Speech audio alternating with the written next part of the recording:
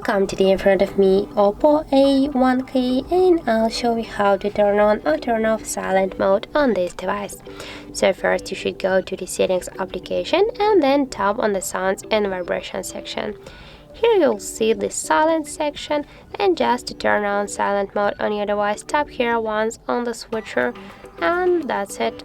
And if you want to turn off your silent mode, just tap here again on the silent switcher, and that's how it looks. Also got the second way how you can do that. Just here on your ring finger volume panel, swipe with a finger to the left side, and as can you see, now our silent switcher is enabled. And also the third way how you can do that, just use your volume buttons here on the left side of your device. Just press your down volume button and you'll see that your silent mode is activated.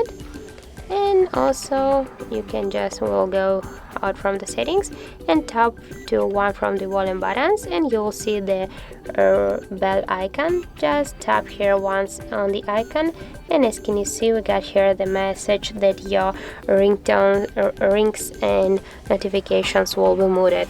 And just to turn off the silent mode, tap here once on this icon, and now we got message that our incoming calls and the notifications just will ring again. So that's how it looks. If you find this video helpful, remember to leave a like, comment and subscribe our channel.